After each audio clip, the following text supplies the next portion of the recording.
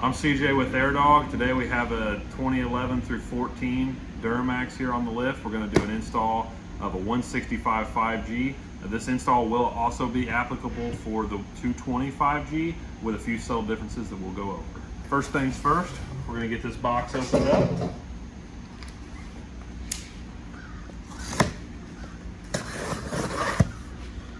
Also note, if the seal is broken, you need to check to make sure everything is in the kit before installation. If there is anything missing, please contact us. We'll make sure to get that resolved for you. First things first, you're going to have your manual. The green warranty card will be inside this manual, so make sure you don't discard this and keep that on hand to register your warranty. You're going to have your supplied Airdog wiring harness. You have your 14-foot section of hose. You'll have your sub-assembly box. This box will include all the plastic quick connects, your cradle bracket, and any mounting hardware needed. And then you're going to have the pump itself. Again, this is our new 5G 165. This installation will be basically exactly the same other than a few small differences to your 220. So if you did have a 220 in this kit, you're going to have a 5/8 draw straw. You're going to have a 7-foot section of 5/8 hose and a few AN fittings. So we'll get into the installation differences a little bit while we're installing it on the truck. But this will be your fitting into the draw straw, and this will be your fitting into the suction side of the base. But we'll go over that a little later as well. So now that we're under the vehicle with your cradle bracket, we're going to actually need to lay this out so we can drill the holes in the standoff in front of your fuel tank to mount your Airdog directly to. One little tip for you guys is we recommend to try to align one of these bottom holes with this. This will make sure that you have room to your frame rail for any fittings that'll need installed.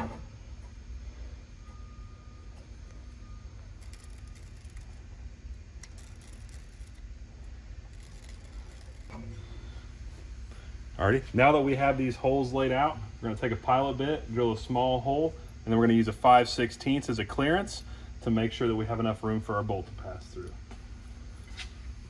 So now we're going to use our pilot bit.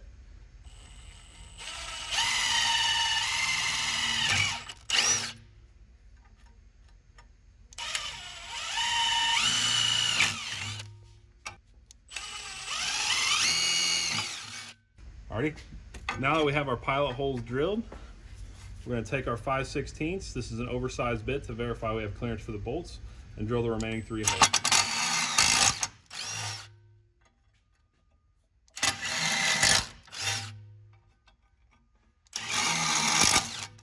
So we're going to get this pump mounted into this cradle bracket. Do note before mounting it, you get the correct orientation that you want when installing on the vehicle. On this specific vehicle, it's going to go this way.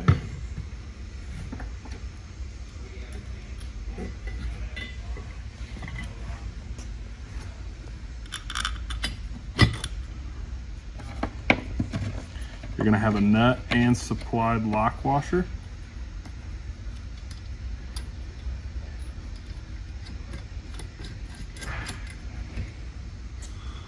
Once you have your bracket loosely fitted on your Airdog, it's recommended to go ahead and screw one of the filters back on so you can make sure that you don't have any clearance issues and may need to shift the bracket one way or the other. It does appear this one's right where we're going to want it, with just a little bit of gap on either side to make sure we have plenty of room for the water separator as well.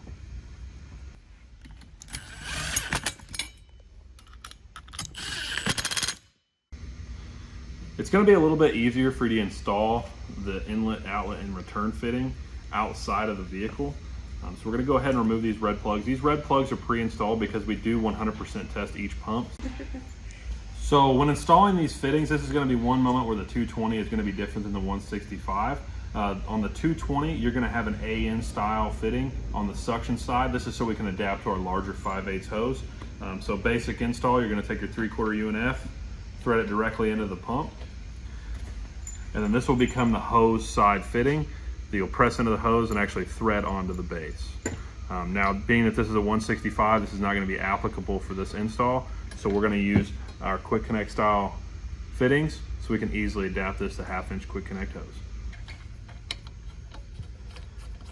Also note, on our 5G system, we did go to a larger return fitting. This is a 7/16 UNF, so it's still an O-ring Boss seal.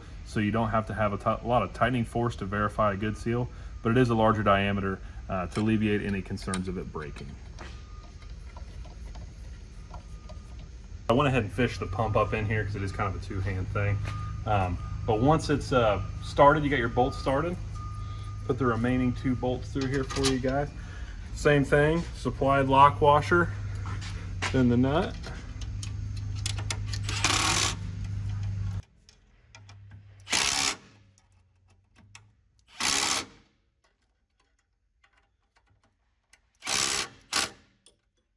Alrighty, we're grabbing a quick connect fitting. It's kind of in a tight spot, so I'll show you guys how it works. You're gonna remove this lock tab from the clip. Just pull it out slightly so you don't break it and remove it. It's supposed to be a push lock style quick connect, but it's a little tougher, so we use the fuel line disconnect tool. Wrap it around the line, press it in, and it'll disconnect that hose. This is gonna be an 18-inch piece of flex line that we're gonna remove from the top of the tank to the pump. Alrighty, now that we got that fuel line disconnected on the front side of the tank, the steel part of that's going to become your Airdog outlet, and the flex part of it's your Airdog suction. We're going to follow that flex line up to the top of the module and remove the quick connect fitting from the top of the module. Alrighty, just for clarification as well, guys, when you're disconnecting this fuel line, it is the larger of the 2 lines. The smaller one is your factory return from your engine to your tank. That will remain exactly the same, so only remove that larger line. This is where the install is going to get slightly different from a 220 to a 165. On a 165, we're going to assemble the suction hose using our 1/2-inch hose and quick connects. You're going to use the 11.8 millimeter straight to connect to the top of this factory module. You're going to want to oil the interior of the hose and the exterior of the fitting itself. I'll roll it around there. And in one swift motion, you're going to push that fitting until it's fully seated in the hose. I do recommend to keep the hose of 1 full length for this. You'll be actually able to clip this to the top of the tank, route it how you would like, cut it, and then we can put the 90 on for the pump side. This is where your 165 and your 220 installation are going to get slightly different. If you've made it to this step, we've already linked an install video for a draw straw. This should already be mounted into the top of your tank. You're going to have your AN style fitting into the bulkhead of this draw straw. You're going to press in the straight swivel into your hose. Same thing, use the full length of hose, connect it to the top of the draw straw, and you can route it to your pump. Once you get to your pump, you're going to use the 90-degree swivel with the O-ring Boss adapter to adapt the 5/8 hose and connect it directly to your pump. Again, when installing our fittings, you're going to want to lube the interior of the hose and the exterior of the fitting and get it pressed in.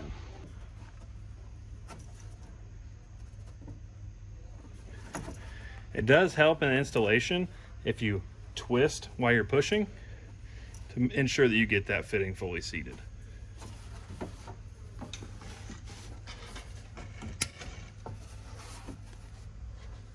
Alrighty, we assembled this Airdog line off video just to verify that the fitment would work. You're going to press in a 1/2-inch 90 into our 1/2-inch hose. You're going to trim it as short as possible and press another 1/2-inch 90 into it, and you can actually go directly to the factory line. If this is not applicable for you during install, you may press a 90 in on the Airdog hose and loop back around to that factory quick connect and use a straight. Alrighty, now that we have the Airdog suction and outlet assembled, we're going to prep for the return. You're actually going to cut your filler neck and press in our filler neck return tee. Just verify that you don't cut this ground wire and vent when cutting the filler neck. Now that we have our filler neck cut, don't forget to install the supplied hose clamps on either side. Also, one note before installing the filler neck tee is there is directional arrows. So you're going to want it for the flow of incoming fuel to the tank. So verify that the arrows are facing the tank.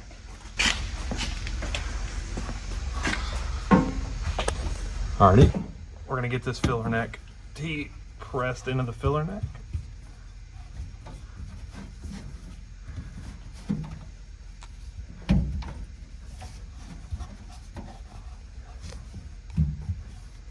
And we're going to get these hose clamps tightened up, and the install of the filler neck tee is complete. Alrighty, now that you have your filler neck tee installed in your filler neck, we're going to start assembling the return line. I'm going to start by pressing the 1/2-inch straight quick connect fitting into our hose. This is going to connect to your filler tee, and then we're going to fish it up to the pump itself, and we're going to press in, and it included 3/8 90. One thing to note, guys, is you want to do this in one swift motion, because if you stop, it does become harder to complete the complete push up on all barbs. Alrighty, so now that we have it routed up to your filler neck tee, we're going to loosely route it back to the pump to get a cut length to press in our 3/8 90, and then we're going to secure this hose to that wiring harness that runs along the top of the frame rail. Now that we have that loosely routed, we're going to oil this 3/8 90, oil the interior of the hose, and get the last fitting installed.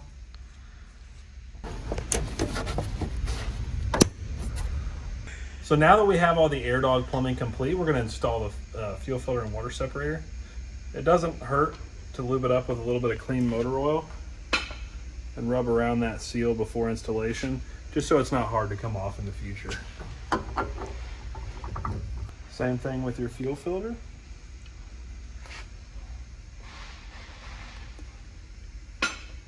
And if you are struggling to get your Airdog to prime after installation, though it is very rare, you can actually leave the fuel filter slightly loose and let the pump run until fuel comes from the top, and then tighten it up. Alrighty, now that we do have the Airdog all plumbed up, we're going to begin with the wiring harness installation. One thing I'm going to recommend is kind of scope out the project before you start. Try to find a good location to mount your relay. This ground strap, or either this hood ground strap, looks like a good stud to mount a relay. So we'll easily be able to route it to our negative and positive battery terminals, get the fuse tap installed, and drop the harness down. Now that we located where we're going to mount our relay, we're going to take a 10mm socket and remove this nut.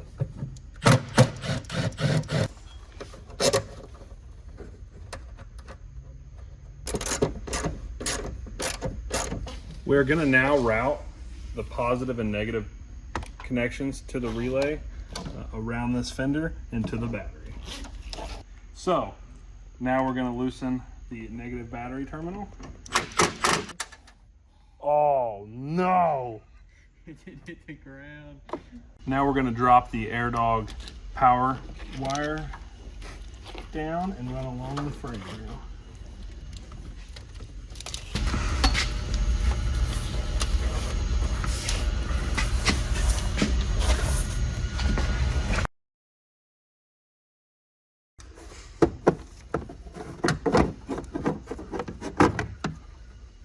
We now have the Airdog harness dropped down and connected to the pump, so we need to locate a key on fuse. On this particular vehicle, we're going to go to key on fuse number 40, miscellaneous ignition.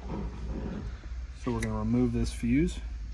Once removed, you need to install this in the empty spot that is in the Add-A-Link fuse tap to retain that factory circuit, while adding, this will be the trigger to the Airdog relay. So we'll install this directly back in the location of that fuse number 40, and get the fuse box cover back on.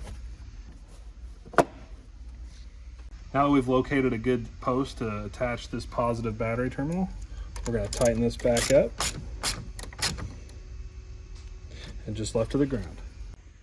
After a quick trip to your local auto parts store for a new battery terminal nut, we're good to go. And now that we have this installation finished up, all we have to do is tighten up this negative battery terminal, and we're ready to drive it.